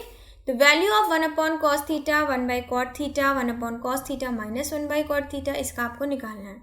ठीक है, सबसे पहले आप क्या कर लीजिए, सबसे पहले आप LCM ले लीजिए, या आप अगर चाहें तो cot थीटा को कन्वर्ट कर लीजिए। सबसे पहले आप क्या करिए, सिंपल कर लेते हैं। सबसे पहले हम सिर्फ साइन और कॉस रखते हैं। अब यहाँ पे साइन तो है नहीं, लेकिन कॉट है जिसको हम कन्वर्ट कर सकते हैं। सो इसको कन्वर्ट कर लीजिए। ये क्या हो जाएगा, ये हो जाएगा आपका cos theta upon sine theta, तो जो नीचे साइन थीटा आने वाला था हम उसको ऊपर भेज देते हैं, ऐसे हो गया। ओके, यहाँ पे भी यही कर लीजिए, 1/cos theta minus sine theta upon cos theta. Okay, simplify कर लेंगे, ऊपर हो गया आपका 1/sin थीटा, नीचे आपका कॉस थीटा, मल्टीप्लाई यहाँ पे हो गया 1 माइनस साइन थीटा, नीचे कॉस थीटा। ठीक है, न्यूमरेटर को न्यूमरेटर से मल्टीप्लाई किया, आइडेंटिटी लग जाएगी, ऊपर आ गया 1 माइनस साइन स्क्वायर थीटा, नीचे हो गया कॉस स्क्वायर थीटा। आपको अच्छी तरह पता है 1 माइनस साइन स्क्वायर थीटा होता है कॉस स्क्वायर थीटा के बराबर। कौन सी आइडेंटिटी से, इस आइडेंटिटी से, cos square theta plus sine square theta is equals to 1। इस आइडेंटिटी से आपका जो cos square theta plus sine square theta equals to 1, इस आइडेंटिटी से आपका यहाँ पे 1 minus sine square theta cos square theta के बराबर हो गया। डिनोमिनेटर में आपका कॉस स्क्वायर थीटा है, इसको कट कर दीजिए, आपका आंसर आ गया 1। Okay, next, the area of the circular field is 13.86 hectares, then the cost of fencing at the rate of ₹4.40 per metre. ठीक है, क्वेश्चन पूछ रहा है कि अगर एरिया किसी सर्कुलर फील्ड का इतना हेक्टेयर है तो क्या कॉस्ट होगी उसको फेंस करने की। देखिए, फेंसिंग के लिए पर मीटर दिया है, तो यहाँ से आपको इतना समझ में आ गया कि पर मीटर का मतलब सरकमफ्रेंस को फेंस करना है, यानी कि सरकमफ्रेंस निकाल के उसको पैसे से रुपीस से मल्टीप्लाई करना है। दिया आपको क्या है, दिया है आपको एरिया 13.86 हेक्टेयर्स। ठीक है, हेक्टेयर्स में दिया गया है, और आपको एरिया का फॉर्मूला पता है क्या होता है, पाई आर स्क्वायर। 13.86 1 हेक्टेयर होता है आपका 10,000 मीटर स्क्वायर के बराबर। Okay, let me write down, 1 hectare is equals to 10,000 metre square. ठीक है, अब यहाँ से हम आर स्क्वायर निकालेंगे, क्या हो जाएगा 138600, और आपका पाई क्या हो जाएगा 22/7, तो 7 आपका ऊपर चला गया। नाउ सिंप्लीफाई दिस, 11 2 22, ये आपका हो जाएगा 12600। ओके, 1386 आपका 11 से डिविजिबल है, how many times, 126 times. Now further divide this, ये आपका कितना हो जाएगा 6300। Now what you have here, you have 6300 multiply 7। ठीक है, 6300 आपका क्या हो जाएगा, 7 मल्टीप्लाई 900 मल्टीप्लाई 7। तो यहाँ से आप आर निकाल सकते हैं, आर के आगे आपका एक 7 हो जाएगा, एक हो जाएगा 30, यानी कि 210। ओके, अब आपको फेंसिंग करनी है। फेंसिंग के लिए आपको पर मीटर दिया गया है, तो सबसे पहले हम इसका सर्कमफ्रेंस निकाल लें, बिकॉज मीटर आपका किसकी यूनिट होती है, सर्कमफ्रेंस की, एरिया की यूनिट नहीं होती है। तो यहाँ से आप सर्कमफ्रेंस निकालिए, 22/7, रेडियस आपका आया 210। Okay, so this will be, ये हो जाएगा आपका 44 मल्टीप्लाई 30, दैट मीन्स 1320 मीटर। ठीक, अब इसको आपको फेंस करना है। क्या कॉस्ट है 1 मीटर की, 4.40, तो इतने मीटर की क्या कॉस्ट हो जाएगी, इसके लिए आप इसको मल्टीप्लाई कर दे 4.40 से। ओके,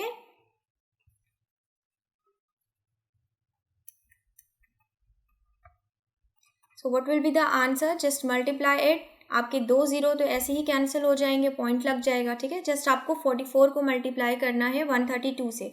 यूनिट डिजिट चेक करिए, यूनिट डिजिट अगर 44 और 132 को मल्टीप्लाई करते हैं तो यूनिट समवॉट आपका क्या आने वाला है, 8 आने वाला है। 8 किसके आंसर में, 8 सिर्फ आपके बी के आंसर में। That means option number B is the right option. Next question 37, ये आपके tan थीटा प्लस cot 60, ये आपका एक्सप्रेशन है, इसमें सिर्फ आपको एंगल की वैल्यूज पुट करनी है and you have to find the answer. Now what tan 30 is equals to, tan 30 is equals to 1/√3। cot 60 क्या हो जाएगा, cot 60 हो जाता है आपका tan 60 का उल्टा, tan 60 होता है √3, तो cot 60 हो जाएगा 1/√3। ओके, नीचे क्या हो जाएगा आपका 1/√3। sin 30 आपका होता है 1/2, cos 60 होता है आपका 1/2। ओके, नाउ सिंप्लीफाई दिस, यहाँ पे आपका है √3, 2/√3। ठीक है, डिनोमिनेटर में आपके पास क्या है, डिनोमिनेटर में आपके पास है सिर्फ 1/√3, बिकॉज ये हो जाएगा 2/2 कैंसिल आउट हो जाएगा। √3 से √3 कैंसिल आउट हुआ, आपके पास बचा खाली 2। So option number A is the right option. Next question 38, if the point CK4 divides the join of points AB in the ratio 1:3, then the value of K। Question कह रहा है एक line segment है क्या AB के coordinates given है आपको 2, 6 and 5, 1। Okay, ये आपको AB के कोऑर्डिनेट्स गिवन है। एक पॉइंट है C जिसका कोऑर्डिनेट आपको गिवन है K4, और ये C जो है ये आपके इस लाइन सेगमेंट को 1:3 में डिवाइड कर रहा है। सो हमें यहाँ पे किस फॉर्मूले का यूज़ करना है, फिगर से आपको समझ में आ गया होगा, यहाँ पे हमें यूज़ करना है सेक्शन फॉर्मूले को। ठीक है, हम यहाँ यूज़ करेंगे किसका, सेक्शन फॉर्मूले का यूज़ करेंगे। सब कुछ आपको गिवन है, सिर्फ आपको K की वैल्यू फाइंड आउट करनी है। ठीक है, सो K जो कोऑर्डिनेट होता है वो क्या होता है, उसकी वैल्यू कैसे निकालते हैं, यानी कि K4 की वैल्यू कैसे निकालेंगे। सेक्शन फॉर्मूला याद करिए, m1x2 यानी कि 1 × 5 5 होगा, देन प्लस m2x1 यानी कि 3 × 2 6 होगा, नीचे आपका क्या होता है m1 + m2 यानी कि 4। सिमिलरली y के कोऑर्डिनेट m1y2 यानी कि 1, m2y1 यानी कि 3 × 6 18/4। अब यहाँ से आप सिर्फ K फाइंड आउट करना है, तो x के कोऑर्डिनेट इक्वेट कर दीजिए, बिकॉज x की जगह पे क्या है K। So K is equals to 11/4। Okay, so option number C आपका ऑप्शन है। Clear. Next question 39, in the figure ABDCA, this is ABDCA, this is the figure, represents a quadrant of a circle of radius 7 centimetre. ठीक है, ये quadrant का part है, centre इसका A है, आप शेडेड पोर्शन का एरिया निकालें। ठीक है, सो देखिए ये आपका एक क्वाड्रेंट है, क्वाड्रेंट का एरिया क्या हो जाता है स्टूडेंट्स, क्वाड्रेंट का एरिया हो जाता है सर्किल के एरिया का 1/4 यानी कि πr²/4। सो यहाँ से हो जाएगा 22/7, रेडियस आपके पास है 7 × 7 और नीचे है 4, 7 से आपका 7 कट गया, ये आपका 11/2 आ गया, यानी कि यहाँ आपका आंसर क्या है 77/2। और इसे सिंप्लीफाई कर लें तो ये हो जाता है आपका 3, ठीक है 17, ये हो जाएगा 8, 38.5 सेंटीमीटर स्क्वायर। करेक्ट। नाउ अब आपको शेडेड पोर्शन के लिए इस एरिया अगर ट्रायंगल का पता है तो आप सब्ट्रैक्ट कर सकते हैं। तो अब हम निकालेंगे ट्रायंगल का एरिया। ठीक है, ट्रायंगल कौन सा, AEB, इसका एरिया हो जाएगा हाफ बेस इंटू हाइट। ठीक है, हाफ बेस क्या है, बेस मान लेते हैं 7, हाइट मान लेते हैं 2, तो यहाँ से एरिया आया 7। ठीक है, सो शेडेड पोर्शन का एरिया कैसे निकलेगा, शेडेड पोर्शन का एरिया निकलेगा क्वाड्रेंट से ट्रायंगल के एरिया को माइनस करके। सो आपका आंसर आया 31.5 centimetre square, option number D.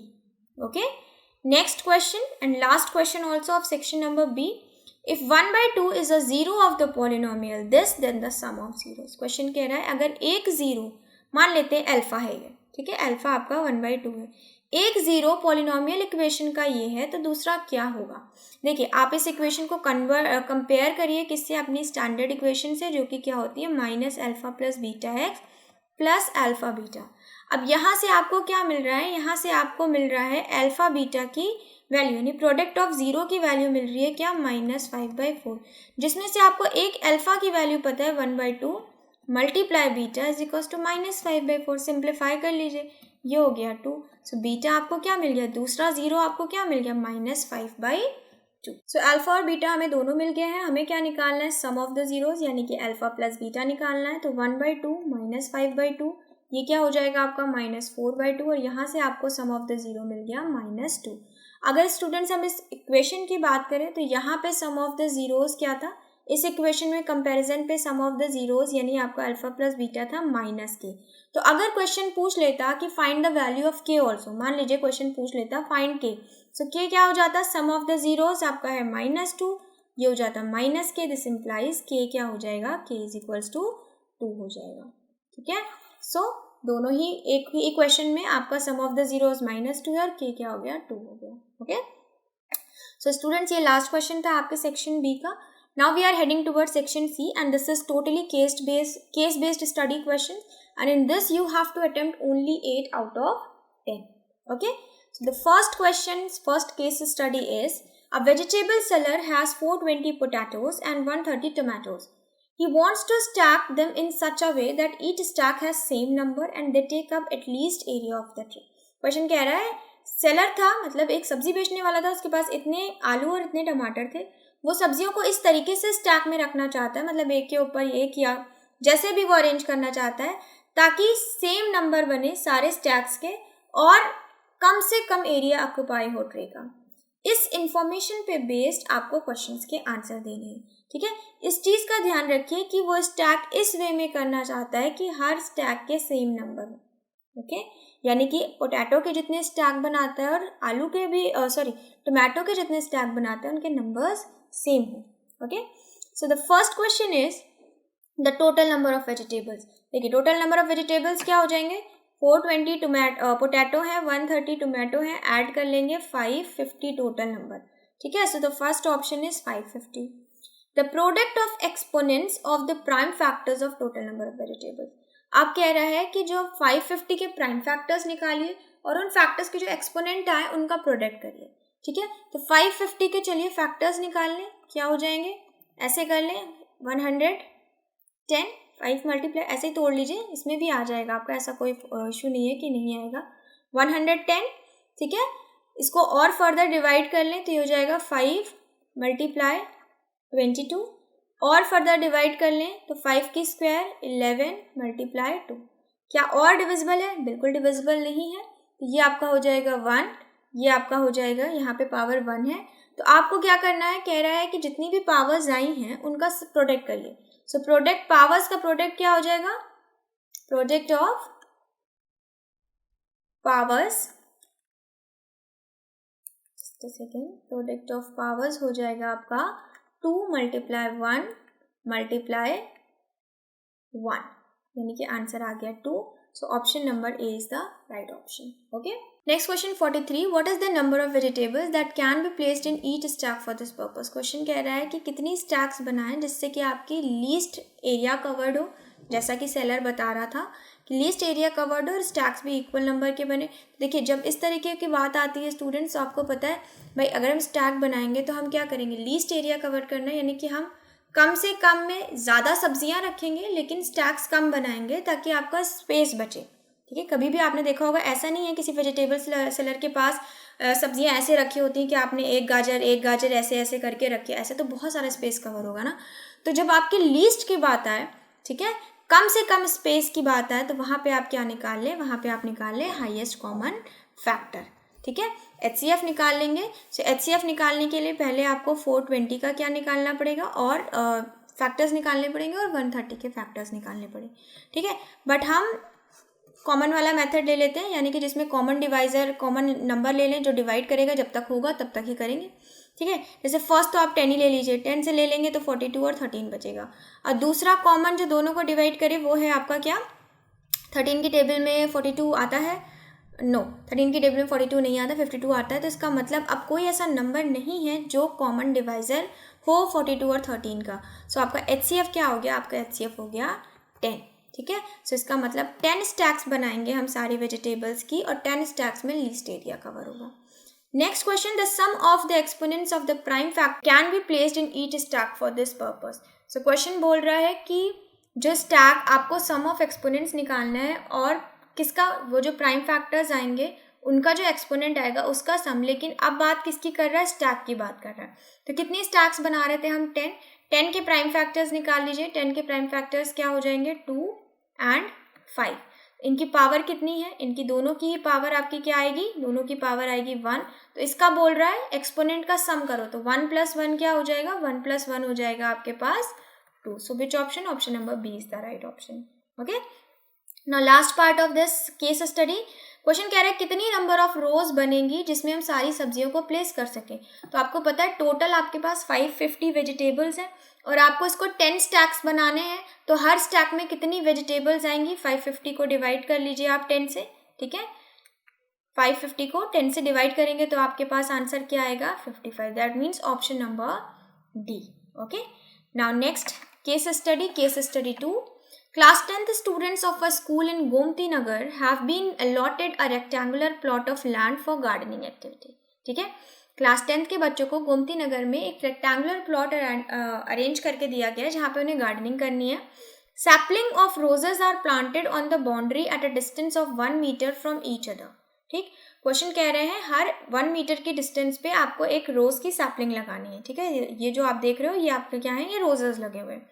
There is a triangular grassy fountain in the plot as shown in the figure. और ये जो आप ट्रायंगल टाइप का देख रहे हो यहाँ पे एक फाउंटेन लगा हुआ है ट्रायंगल शेप का.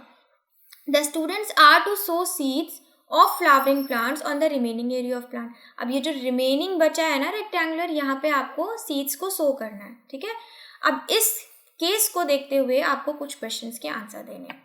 Now the first is what are the coordinates of P? P का कोऑर्डिनेट क्या होगा? तो ग्राफ पे आ जाइए. P का x एक्सिस, भाई ये y एक्सिस है, ये x एक्सिस है, तो सबसे पहले x लिखा जाता है. x है 4, y है 6, तो क्या कोऑर्डिनेट हो गया 4 6, ऑप्शन नंबर ए. नेक्स्ट क्वेश्चन, r के कोऑर्डिनेट्स बताइए. सिमिलर मैनर में r क्या है, x कोऑर्डिनेट है 6. ठीक है, अगर हम इसकी लाइन ड्रॉ कर ले तो ये समवट क्या आएगा 5, तो यानी कि हो गया 6 और 5, इसका भी option number A. Next question, the distance between points Q and R. Q और R के बीच की डिस्टेंस, तो डिस्टेंस निकालने के लिए कोऑर्डिनेट पता होने चाहिए. R का पता है 6 और 5, Q का नहीं पता है. Q का क्या हो जाएगा, x है इसका 3, ठीक है, और y है इसका 2. दोनों के कोऑर्डिनेट्स के डिस्टेंस पता है. डिस्टेंस फॉर्मूले का यूज करिए, क्या होता है x2 माइनस x1 यानी कि 6 माइनस 3 का whole square plus y2 minus y1 यानी 5 माइनस 2 का होल स्क्वायर. ये हो जाएगा आपका क्या, d इज इक्वल टू 3 का स्क्वायर यानी 9, यहाँ पे भी 3 का स्क्वायर यानी 9. ये हो गया आपका √18. ठीक है, तो आपका फाइनल आंसर क्या आ जाएगा 3√2.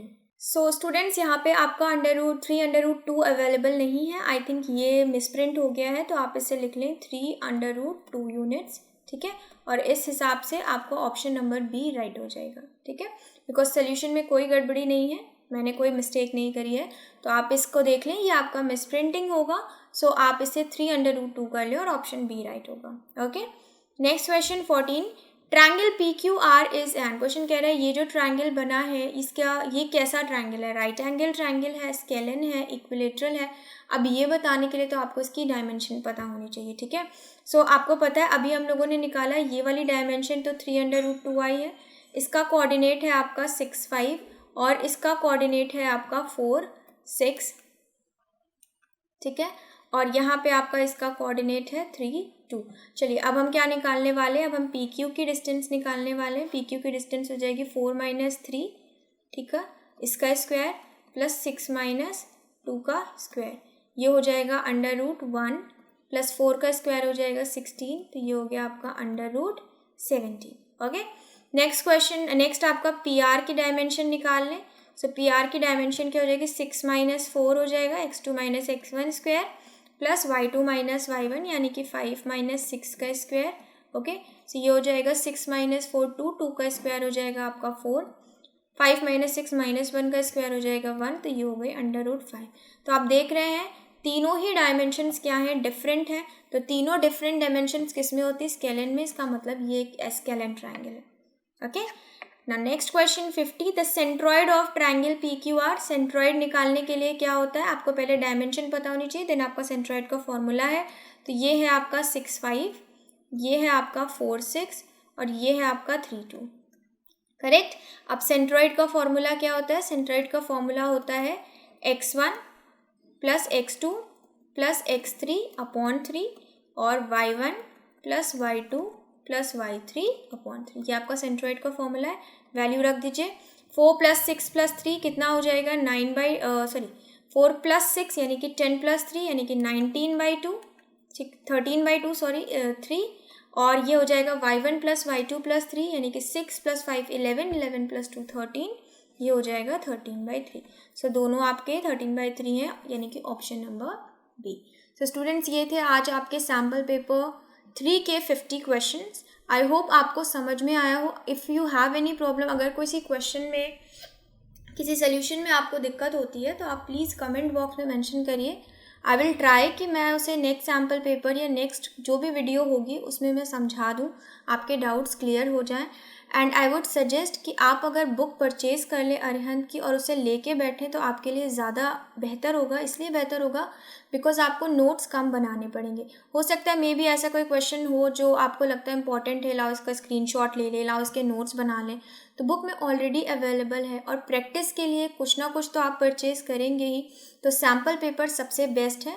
और सैम्पल पेपर अरिहंत का जो लेवल है ये आपके एग्ज़ाम लेवल के हिसाब से टफ़ है, तो एग्ज़ाम लेवल इतना टफ़ नहीं होता है। बोर्ड के एग्ज़ाम्स जनरली कहे जाते हैं, सबका एक्सपीरियंस है कि लेवल उतना टफ़ नहीं होता है, लेकिन हम लोग जो प्री बोर्ड्स वगैरह होते हैं आपके स्कूल के वो ज़्यादा टफ़ होते हैं, ठीक है। ताकि इसलिए होता है ताकि आपका लेवल उस हिसाब से मेंटेन रहे कि अगर कोई क्वेश्चन ऐसा आ भी जाता है तो आप उसे कर लें। सो क्वेश्चन डिपेंड करता है, जब आपने पहले कहीं किया होगा, डिफरेंट सैम्पल पेपर सॉल्व किए होंगे, तभी आप उन क्वेश्चन के लेवल को मैच कर पाएंगे। सो आई वुड सजेस्ट कि आप बुक परचेज़ कर लें। If you want to purchase, आप अरिहंत की परचेज़ कर लें। सैम्पल पेपर में सॉल्व करा ही रही हूँ, किसी क्वेश्चन में प्रॉब्लम होती है तो आप उसे वीडियो को देख के समझ सकते हैं। आई होप आपको सेशन पसंद आया होगा। So let's meet in the next session that is of sample paper 4। और हाँ, जिन्होंने सैम्पल पेपर 1 और 2 नहीं देखा है, प्लीज़ आप इस वीडियो की डिस्क्रिप्शन बॉक्स में जाके चेक करें, उसके लिंक्स अवेलेबल हैं, उन्हें भी देखें। प्रैक्टिस करें क्वेश्चंस को, जितना ज़्यादा प्रैक्टिस करेंगे आपके लिए उतना बेस्ट है। Okay, thank you and have a nice day.